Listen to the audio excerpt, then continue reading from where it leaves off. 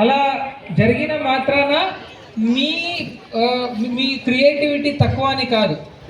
ఇంకొకటి ఏమంటే చెట్టు కన్నా చెట్టు పెద్దది ఉంటుంది. ఇప్పుడు ఒక్కొక్కరు ఒక్కొక్క రకంగా ఆలోచిస్తూ ఉంటారు. ప్రతి ఒక్కరు కూడా ఇప్పుడు నేను ఎలా మోడల్ చేశాను అని మాత్రం చూడకుండా వేరే వాళ్ళు ఇంకెంత వినూత్నంగా ఆలోచించి చేశారు అని కూడా మనం నేర్చుకోగలిగితే ఖచ్చితంగా రానున్న రోజుల్లో మీలో మంచి మంచి కళాకారులు బయటకు వస్తారు. అనదర్ థింగ్ ఏమంటే కొంతమంది చాలా బాగా చేస్తున్నారు. మీరు చాలా బాగా చేస్తున్న వాళ్ళు మీరు దయచేసి you people can even think of commercialising it. మీరు కమర్షియలైజింగ్ ఇట్ అంటే ఇప్పుడు మీరు ఆన్లైన్లో కూడా చాలా ప్లాట్ఫామ్స్లో మీరు ఊరికే దాన్ని చేస్తే ఎవరో కొంటారు, మీరు మీరు పార్సల్ చేయొచ్చు. సో అంత స్థాయిలో కూడా కొన్ని ఉన్నాయని నేనైతే అనుకుంటాను. సో ఆ దృష్టిలో కూడా అందరూ ఆలోచించాలి. మళ్ళీ ఇప్పుడు వేస్ట్ టు ఆర్ట్ ఎగ్జిబిషన్ చేశాను. ఇప్పుడు వేస్ట్ టు ఆర్ట్ ఎగ్జిబిషన్ ఇక్కడితో మేము ఎండ్ చేస్తే waste to art to waste అవుతుంది. మళ్ళీ మీరంతా తీసుకెళ్తారు, మళ్ళీ ఎక్కడ పెట్టేస్తారో తెలియదు, మళ్ళీ అది వేస్ట్ అవ్వకూడదు అనేది ఉద్దేశం. దానికే డిఎంఓ గారు నేను చెప్పడం ఏమంటే ప్రస్తుతం అయితే మోడల్స్ అన్ని మీరు తీసుకోండి. నా ఉద్దేశం ఏమంటే దీంట్లో కొంచెం చాలా మంచి మోడల్స్ ని మేము రేపెళ్ళంలో లీజర్ గా చూసి చాలా మంచి మోడల్స్ ని మన జిల్లా తరపున రాష్ట్రంలో ఉండే మంచి పెద్ద పెద్ద అన్ని మినిస్టర్స్ కి ఇంకొకరికి దీన్ని జ్ఞాపికగా ఇవ్వాలి అని నేనైతే అనుకుంటున్నాను. సో దానికే దయచేసి మోడల్స్ మొత్తం తీసుకెళ్ళిపోవద్దండి. మోడల్స్ ని కంట్రోల్ ఇప్పుడు మా టీంకి ఇంకా పని ఉంది. వేస్ట్ టు ఆర్ట్ అయిపోయింది అని మా టీం రిలాక్స్ అవ్వడానికి లేదు. మళ్ళీ అది ఇప్పుడు మీరు దాన్ని హ్యాండ్ ఓవర్ చేసి ఒక చోట పెట్టే టైంలో కూడా మళ్ళీ అవేమి విరిగిపోకుండా చాలా సున్నితంగా కరెక్ట్గా హ్యాండిల్ చేయాలని కోరుకుంటున్నాను. సో నేను ఇప్పుడు గౌరవ మంత్రివర్యులు సార్ తమ చేతి మీదుగా విన్నర్స్ సీల్డ్ కవర్లో ఇచ్చారు సార్ జడ్జెస్. తమరే అనౌన్స్ మాట్లాడు. అందరికీ నమస్కారం. చాలా సంతోషం. ఈరోజు జాతిపిత మహాత్మా గాంధీ గారి జయంతి. ఈ సందర్భంగా ఆయన యొక్క ఆలోచన విధానం, పరిసరాల పరిశుభ్రత ఆయన చాలా ప్రేమించేవాడు. ఎవరి పనులు వాళ్ళే చేసుకోవాలని చెప్పి మరి చెప్పినటువంటి సందేశాలు మనం చూసాం.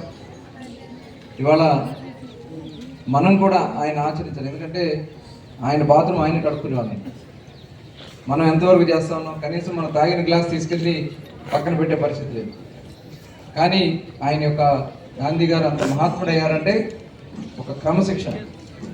మనలో కూడా క్రమశిక్షణ అలవాటు చేసుకున్నప్పుడు ఖచ్చితంగా మనం కూడా అద్భుతమైనటువంటి విజయాలు సాధిస్తాం. దాంట్లో ఎటువంటి అనుమానం లేదు. దానికి ఈరోజు మన గౌరవ ముఖ్యమంత్రి గారు కూడా చంద్రబాబు నాయుడు గారు మన మచిలీపట్నానికి వచ్చారు. మన కృష్ణా జిల్లా మచిలీపట్నానికి వచ్చి ఇదే వేస్ట్ మీద స్వచ్ఛత హీ సేవ అనే ప్రోగ్రాం ఏదైతే ప్రధానమంత్రి గారు ఇచ్చారో ఆ ప్రోగ్రాంని ఇక్కడ ప్రారంభించడం జరిగింది. మనం కూడా ఇవాళ మీరు చేసినటువంటి కార్యక్రమం చేస్తే చాలా సంతోషంగా ఉంది. ఇటువంటి కార్యక్రమాన్ని మరి ఏర్పాటు చేయడంలో కీలక బాధ్యత తీసుకున్న కలెక్టర్ గారికి ఒకసారి మనందరూ కూడా గట్టిగా అభినందన. ఎందుకంటే ఆ ఉత్సాహం చూశాను. ఆ పిల్లలు అక్కడికి వస్తున్నప్పుడు వాళ్ళు చేసినటువంటి ఆ ఐటమ్ చూపించాలనే తపన. ఎందుకంటే నా చిన్నతనంలో మేము కూడా మాకు ఆర్ట్స్ పీరియడ్ ఉండేది.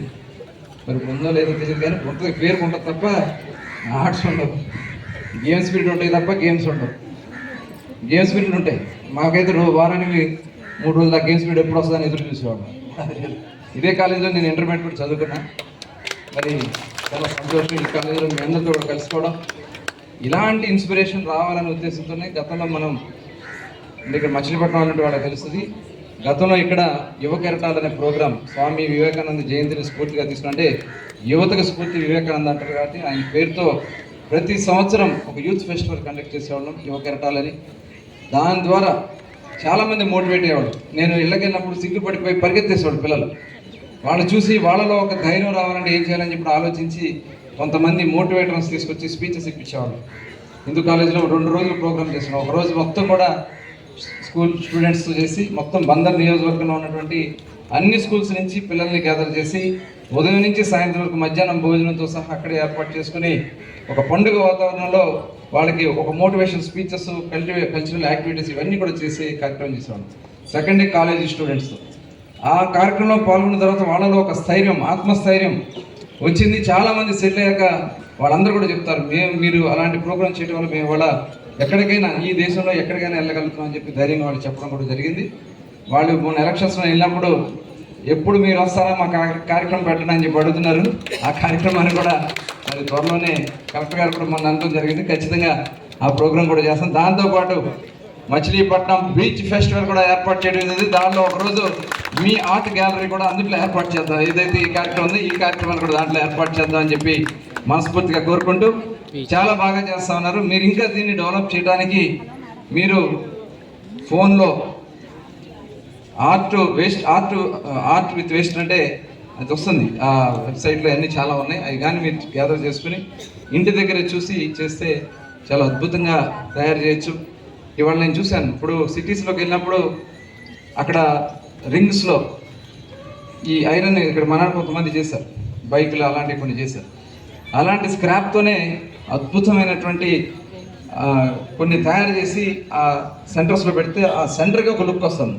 ఖచ్చితంగా ఆ స్థాయి ఐటమ్స్ మీరు ఖచ్చితంగా చేయగలరు, చేస్తారని చెప్పి ఖచ్చితంగా మీకు నేను స్ఫూర్తినిస్తాను. దాన్ని డెవలప్ చేయండి.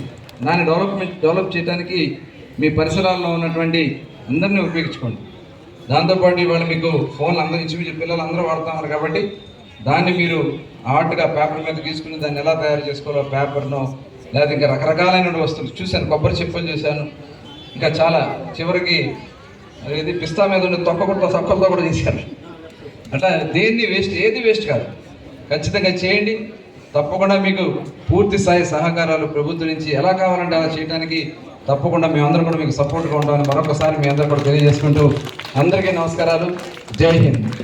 ఏ కళాశాలలో విద్యాభ్యాసం చేసి ముఖ్య అతిథిగా మీరు రావడం, అది ఇప్పుడు వివరాలు కలెక్టర్ గారు ఓపెన్ చేస్తే, ఇందాక కలెక్టర్ గారు చెప్పారు కదా, మీరు ఎవరు బాధపడకూడదు. ఓపెన్ చేయనా వద్దా? బాధపడతారంటే ఉదయం ఓపెన్ చేయకుండా వెళ్ళిపోతారు. చెప్పండి ఒకసారి అందరూ ఓపెన్ చేసి చూద్దామా ఎవరెవరికి వచ్చినాయో. అందరూ సిద్ధమా?